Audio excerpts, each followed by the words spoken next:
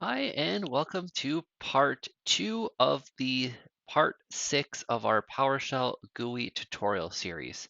So in the first part here, we've built out our form for our CSV splitter. So right now, what we should have is our code that we simply copy pasted from our other video, which we made forms using Visual Studio. So we have our assembly name, we have our XAML code, we do all the replacements on it. We load in that XAML code into a XAML reader to create the form, and we create all of our variables. So right now, what we have to work with is this form that looks like this. And if I zoom in for you guys, so it does look like this. Our buttons don't work because none of the actions are, but our text boxes are fully functional. We've set up our limits on them. So everything is ready for our code, and we haven't added our validate button. So we're going to try to see if we can add that in at the end of the video just to add in some extra functionality to our CSV splitter. But let's go ahead and let's get started here. So we have all of our variables as always that appear with our get variable commandlet. So let's first code our input button. So we want to be able to pick a file and we want the file path to go into the text box. So what we need to do is we need to add our action event on the button first. So what we're going to do is we're going to do var, and then we have all of our buttons here. So we have our btn input file. So that's the one we want. Then we're going to do a dot add underscore click. Let me just zoom in here so you guys can maybe see that a little bit better. So we have add underscore click, and then we have open and close parentheses, and then we have our open and close curly brackets within that. Now, what I like to do in a form like this, where there's a lot of different functionality, I don't really like creating a whole bunch of different functions. What I like to do is I like to write the code as if I was just writing a PowerShell script. So what we're going to do is we're just going to do enter here, and we are just going to put in our script here. So what we want to do for our file picker is we're first going to have to initiate a variable here. So let's call this input file pick, and we are going to do that equal to a new object. And our object that we want it to equal to is going to be a system dot windows dot forms dot open file dialog, and we are just going to do that. And then what we're going to do, similar to how we do our other forms here, we're going to have our input file pick dot show dialog. And then what we are going to want to do, so let's actually just save this and let's actually see what this does. So we have this here, we have our form, and when we click pick file, we actually have our open file dialog. The only thing is right now, if we go ahead and try to select something, so if I actually just do this here, nothing happens. I click on it, we pick the file, nothing really happens. So what we need to do is we need to store that file path that we pick into that text box. So let's go and let's see what input file pick, and then, all right, so we do have a file name property. So if we actually look at this here, and we see that it's blank because we haven't picked anything yet. So let's go and let's just do this. So if we run this here and we do name, and we actually do get our file name. So we need to store this file name in that text box. So what we're going to do is we're going to do $var, and then here we have our var underscore txt input file path, and we're going to set that equal to input file pick dot file name. So now if we run this here, I'm going to guess that my PowerShell is not going to like that. Oh, there it is. So let's go ahead, let's pick the file here, our names, or actually what might happen. Pick file, and let's do names. All right, so we are not actually getting that here. Oh, and you guys probably already noticed it before I did. So we have our var underscore text input file path, but I didn't specify what property to set. So the text boxes is a dot text, the labels is a dot content, but I didn't put either, so it really did not know what to do. So if we just run this again and we pick our file, there it is. We do see our file path. So everything is working for the input file. So that is perfect. So that's awesome. Now what we're going to want to do is I like to work in order. So what we're going to do here, because we don't have the validate button, typically I would do the validate option right here, but we don't have that here. So what we're going to do is we're just going to code the output file path. Um, so what we need to do is we need to have a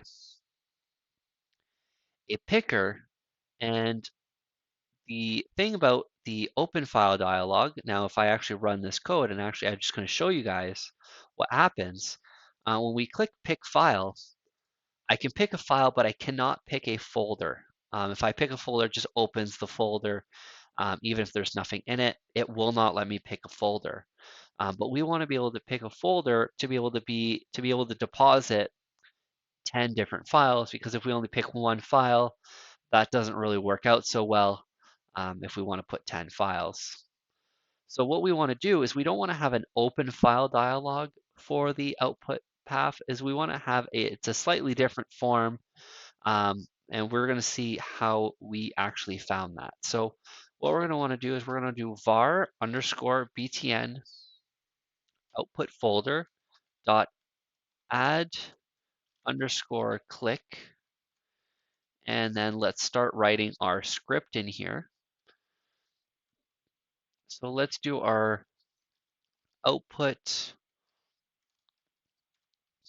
folder equals new object system.windows.forms, and then we're going to do a dot here. So this is what I often do, is I kind of see what's available to me. If the open file log doesn't work, what is there? And what I ended up doing was I just ended up trying to see like what starts with F for folder. And then I found this folder browser dialog. So this actually worked. So if we do this here, and then we do the same thing we did earlier. So output folder dot show dialog. And then if we do our var txt output file path dot text, let's not forget that this time. And we are going to set that equal to our output folder dot. And then here we can actually see there's not a lot of properties here. There's root folder, there's description, and selected path. So quite obviously, I'm pretty sure it's very obviously the selected path here. So let's pick that. And let's see what this gives us. So let's just save that here. So we can pick our file, and let's pick a folder. Let's do the desktop. And there it is. We do get the desktop. So everything is working great for the input and the output text boxes and the buttons. We can fully pick our files there. So let's go ahead and let's code the split button. All right, so we are going to do var underscore btn split dot add underscore click, open and close parentheses. Now we've actually already made this script, but I'm actually going to just rewrite it all together. I'm not going to be going over some of the different nuances of this script. I do have a full video on how to split CSV files in just a script format. I'll put a link to that one in the description down below, as well as a link to the first part of this part 6 video in the description as well, so you guys can follow along. So what we're going to want to do here is we're going to want to set up our source CSV file. So let's do our source CSV, and we are going to set that to our var underscore txt input file path dot text, because we have to select the text element within it. And then let's go ahead and let's load that CSV into our CSV data variable here. So what we're going to do is we're going to do CSV data equals import CSV, and then we're going to put our path as source CSV. Our delimiter, we are going to reference our var underscore txt delimiter dot text. And then we are just going to put our encoding as default here. I like to set that. You don't really need to, but I like to add that in there.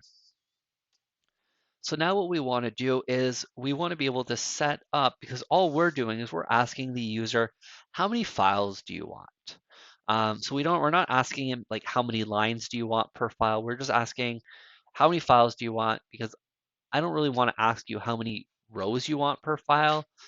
I just want to ask you how many files, and I'll make all the files equal. And the last one, if it needs to be smaller, we'll make it smaller. It'll only be smaller by like 1, but it'll be smaller. So let's go ahead and let's calculate how many rows per file that we need. So let's create a variable called rows or row per file. Or rows per file. I prefer that. And that we're going to set that equal to CSV data dot count. So that'll be the number of lines in total for our CSV data, minus the header, because the import CSV already takes care of that header for us. And then we are going to divide that by the var. And actually, I might have forgot to put a name to our text box. So let's actually do that here. So let me just comment this out here.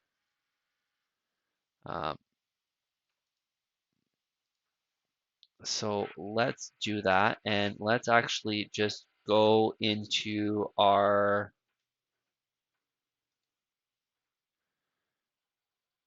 let me just go into our Visual Studio here and give a name to this text file, txt. Let me just zoom in again here for you guys and not forget to remove the zoom.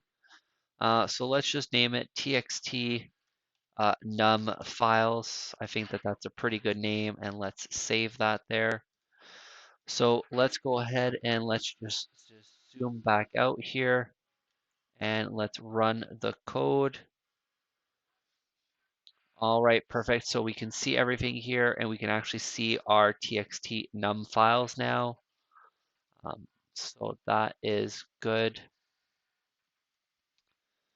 So let's uncomment this line here, and then we could do our num files.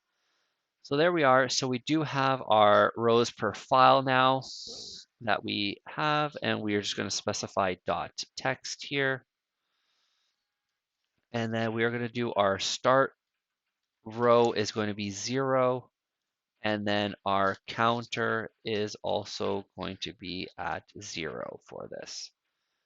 So what we're going to want to do here is we're going to want to do while start row is less than the CSV data dot count, and then open and close curly brackets. And then what we're going to want to do is we're going to want to do our import CSV,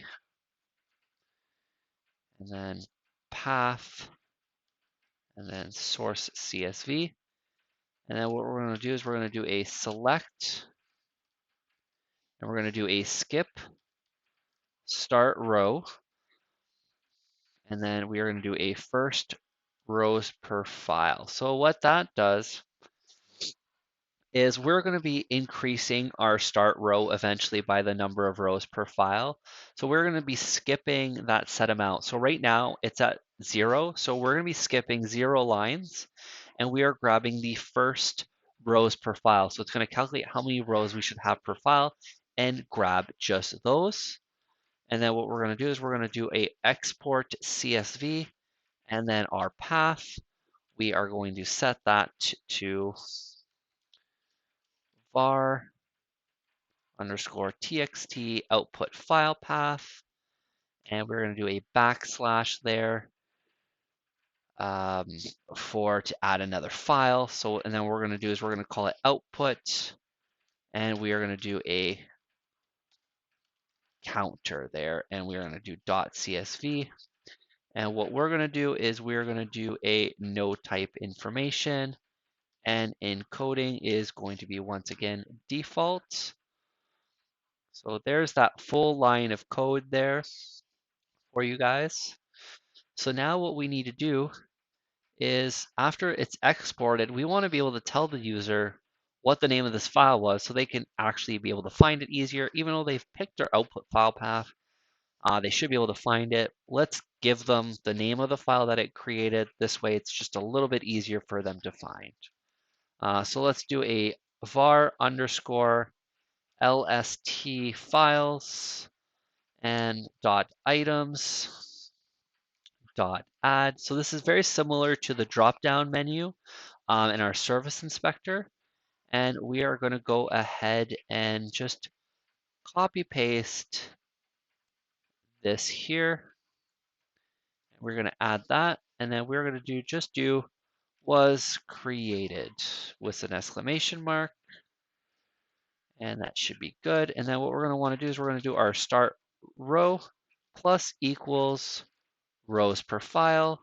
And then our counter is going to be plus equals 1, which is going to increment the counter by 1, which is going to be used for the naming of the files. So what we can actually do, because I don't really want a file named 0, let's just call it 1 as the default value, and we're going to increase it by 1 here. And then what we are going to want to do, so that should be fine. And let's actually just wrap this in a try catch statement just to make sure that there's no errors. Like if someone gives us a bad output file path or a bad input file path, let's catch that error. Or if for some reason it can't save a file somewhere, if the file already exists, if we had the no clobber property. So let's do a catch here. And what we're going to do, what I like to do is actually like to display the error message just in that file output. So let's do that var lst files dot items dot add. And then we're just going to add error here, and that should be okay. And then what I like to do as well is I like to reset it. This way, if they click on it a second time, let's say they fix up what they need to fix, we can do it like that. So let's do a var underscore lst files dot items dot clear. So that'll just clear out the list, reinitialize that list so we can go ahead and add more items to it. So I think that that should actually work here. So let's go ahead and let's run this file, the script here. So let's select names. Let's pick our output folder. We are going to select desktop once again here. Let me just zoom in so you guys can actually see. And let's just do 10 files. So we should have 10 names in each. And let's go split. All right, so we do have an error here. So that's actually perfect because we actually get to see our first error. So let's see what potentially could be going on and why it is not working. So we have our source. So let me just zoom out here so you guys can actually see what we are doing. So we are getting an error here. So let's just see where that error may lie.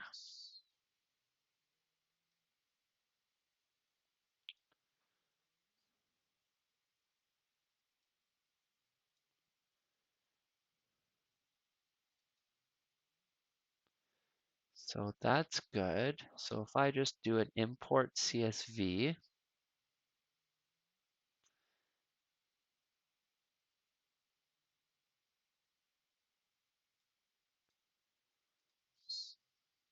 okay, so we were able to import our CSV.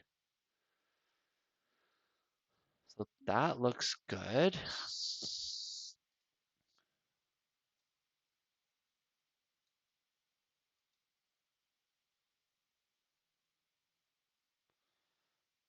Okay, so cannot find drive A. Drive was the name of does not exist. Oh, and that is why. So we have our output file path once again here. You guys probably saw this way before I did, but I forgot to put the .text here. So once again, like once there's errors, I like to, even though it's in a GUI form, you can definitely still run code line by line, be able to detect where your issues are. It's usually, in my case, it's usually a typo or just me forgetting something. It does happen to me quite often, which is why I like to kind of run the code as I go. Like every functionality, we kind of ran the code. This way, it gives you more of an idea of like, okay, so this works, this works. I know that's this last part that I added in that's not working. So let's just look there. I don't need to look at all the rest of the code. That's just kind of how like my brain works. Of course, there's tons of people that I know that don't debug their code as they go. And then they just kind of run it all at once. And then they have the 1,000 lines to go through and they can find it really fast or they can't find it really fast. Um, that's just kind of the game that you kind of play. So let's go ahead and let's run this code once again. Let's pick our files here. Let's pick our output folder. And let me just zoom in for you guys so you guys can actually see what's going on. So we have our names. We have that. Let's put it into 10 files once again and hit split. And there it is. We have the 10 files that were created. Let's go see on the desktop. They are there. So let's just open up a random one here, number 8. And there we are. We have 71 to 80. So we have all of our names there. And if we look at number 10, we have 91 to 100. So that is perfect. Um, everything is there. All we need to really do is add the validate option. So we're going to add that really quickly in there. So let's go ahead and let's just close this window here. And let's go back to our PowerShell window and back to our Visual Studio window. So what we're going to want to do here, now I know that this is a quite bit of a longer video than normal, but that's okay. So what we're going to want to do is we're going to want to add um, a button because we want to be able to click to validate. And let's give this button a name, and we're going to give it a name of BTN validate. And then the text is we're going to put validate. And then what we're going to do is we're going to add a bunch of labels now. So what we need to do is we need to add a label here. And then we are going to put the default text to not validated because that's what it starts off as. We don't have anything validated there. And because this label is going to change, we're also going to be giving it a name. So for labels, I like to always do LBL for label. And then we're just going to label a valid. That should be pretty simple to remember and figure out. So then all I like to do is I like to add another label. Let's put it right here, actually. And let's just call, we're not going to name this one. This one is just going to have content for headers. Actually, let's put it down here because there might be multiple headers. That might drag out quite a bit. And let's just drag this label really, really long here. And we're going to name this LBL headers. And the content, we're going to leave that blank. So that should actually work out very well. So that's all we need to add for the validate. So now let's go in and let's actually code it here. So let's just run this here so we can load in the variables and we can see our buttons are now all there. So let me just zoom out so you guys can see what I'm doing. So what I like to do is, like I said, I like to add everything in order of almost like how you would execute it. So let's add the validate button here. So let's do a var underscore btn validate dot add underscore click. Now what you could even do with this button validate, you can even create that this validate button enables the split button. So you can start the split button as being a disabled button. And then when you validate it, and if it validates successfully, it actually lights up the split button. So there's a lot of different cool things that you can do with GUI options that you can't really do with actual like full script options unless you wanted to like add a lot of extra code. Even though the GUI is a lot of extra code, I find that making a GUI can make a world of a difference for people that don't know how to use scripts. So I actually do really like making these. I actually like them just for myself as well. If I have a GUI option of a script that I made, I kind of enjoy it. Makes my life a little bit easier in the long run. So this way I don't have to figure out, all right, what variables do I have to modify to be able to use it again. Everything is in the GUI. I just kind of follow along. So that's where that kind of comes into play a little bit. So what we want to do for the validate is we want to make sure that we could import the CSV and then we can grab the headers. And if anything errors, we want to basically say that it's not valid. So what we already know we need to do is a try catch statement. So let's just put the try catch right away in there. And we already know that if it doesn't validate, we already want to do our var txt, or sorry, var underscore lbl valid dot content in this case, because it's a label. And we're going to set that equal to not valid. All right, and then in our try statement, so let's first load in the values here. So what we're just going to do is we're just going to copy paste some of this code here. So we have our source CSV, and then we have our CSV data. And then what we're going to do is we are going to do a var lbl valid dot content equals valid. And then what we're going to do, we're going to add CSV data dot count lines. So basically, it will say that it's valid. It will tell you exactly how many lines are in the file. This way, if you know how many files are in there and it's wrong, you already know that there's something going on. Maybe your delimiter is wrong. Maybe the file's corrupted. Maybe you picked the wrong file. So those are all little handy things to be able to show the user like what's going on. And let's go ahead and let's create that header preview. So what I like to do is I like to create a header preview string, and we are going to create that to just be an empty string there.